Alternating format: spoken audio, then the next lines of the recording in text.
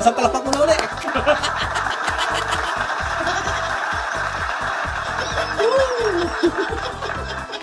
Okay, now, malakas na lang talaga si Inday Sayad ay dito sa Mindanao. Pero Luzon, Visayas, wala na. Naglag na talaga siya. Okay, 50% na lang. Anong petsa pa lang ngayon?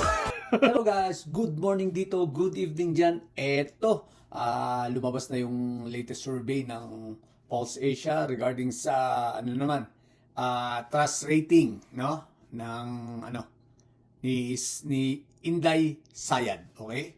So, eto. So, tingnan natin ha. Okay, let's go. Sabi rito ng GMA News Online, ito ang title nila, Sara Duterte Martin Romualdez Trust Ratings down double digits in November. Double digits ha. Anyway, wala ako masyadong pakialam kay Martin Romualdez. Mas may pakialam ako ngayon na tingnan natin ay si Inday Sayad, si Dr. Sayad. Okay, basahin natin. A new Pulse Asia survey, which was made public on Saturday, showed this was published December 22, 2024. So, kailan nyo? Yeah, last Friday.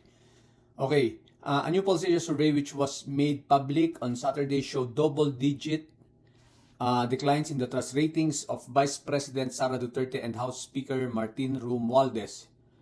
Duterte received a trust rating of 49% in the poll conducted between November 26 and December 3, 2024, down 12% points.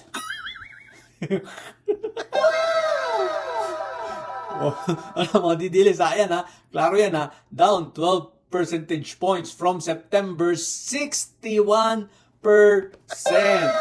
So para mo na.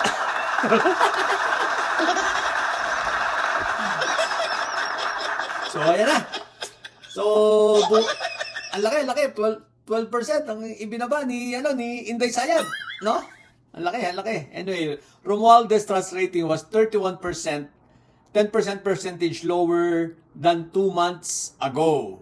Okay, so bumaba rin si Romualdez. Anyway, mag-focus tayo kay Doktora Inday Sayad, okay? The Vice President's approval scores, approval na ito kanina is yung trust, di ba? Okay? Una is trust rating, okay? 49%. From 61% down to 12%, okay? So, ito yung trust rating, okay? Punta tayo sa approval rating. The Vice President's approval score also dipped by double digits. Sa palakpak mo na ulit.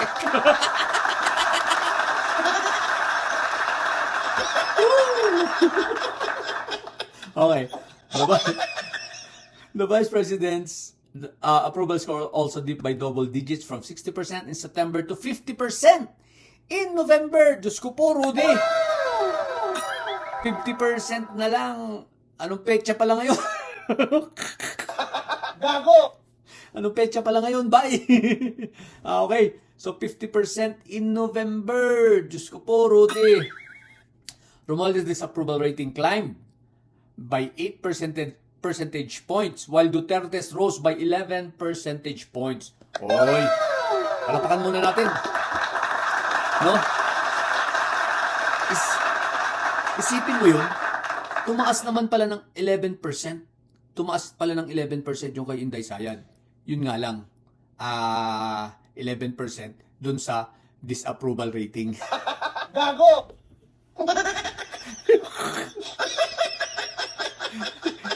Akala ko kung ano na yung tumaas eh. Disapproval pala.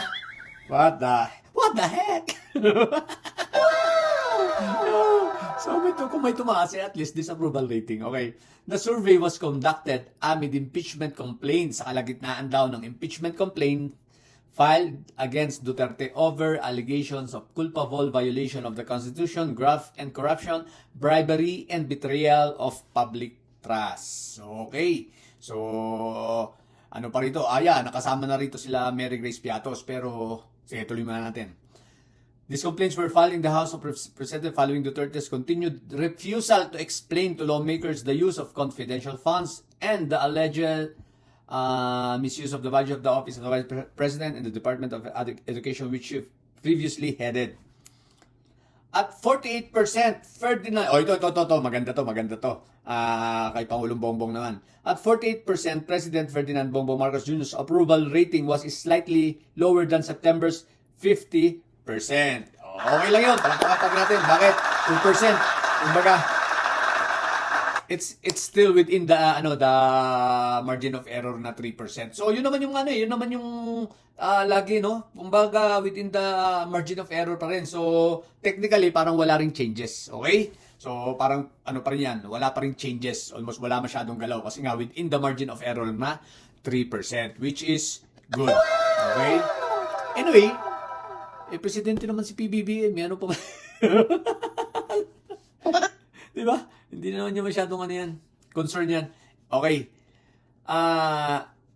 While his trust rating was 47, 3 percentage points lower than in the previous survey. So within the margin of error. Unlike yung kay Inday Sayad, talagang hindi na within the margin of error. Double nga eh.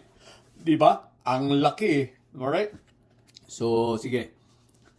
Senator Cheese, his disapproval rating increased by 4%, while his distrust score rose by 5%. Okay, mababa pa rin.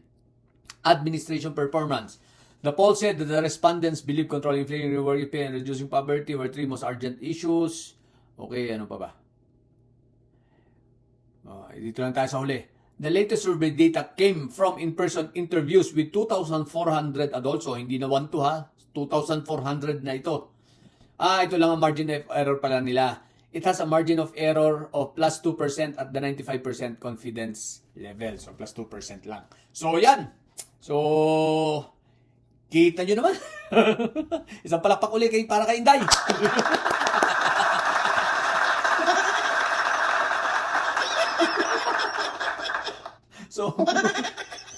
So, yung mga details yan, ano na? Galta-galta naman yung mga details nito. Isipin mo nga naman, ang laki na lang ibinaba ni Inday. Ngayon pa lang yan, anong buwan pa lang? December 2024. So, ilang years pa ang hintay nila? No? Kailan ba ulit ang next election? 2028. So, almost 3 years pa. Malamang ang matitira lang na boto ni Inday Sayad ay mga 15% na lang. No? At yun ay yung sa Davao. Diba? Yung sa Davao na yun.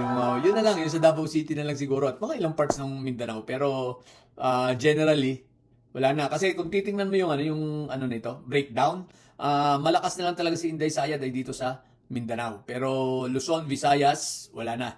Laglag na talaga siya. Okay? So, yun lang po sa mga details dyan ha. Ayan ha, latest survey. At least ito legit, Pulse Asia. Huwag kayong makikinig masyado rito sa Publicos kay Malutikia ang owner nun ni Duterte yun? Propagandist, no? Kaya huwag kayong masyado. So, at least ito, Pulse Asia, Tangeray, SWS, and Okta Research. Yan. Okay? So, isang palakpak para kay Inday Sayad.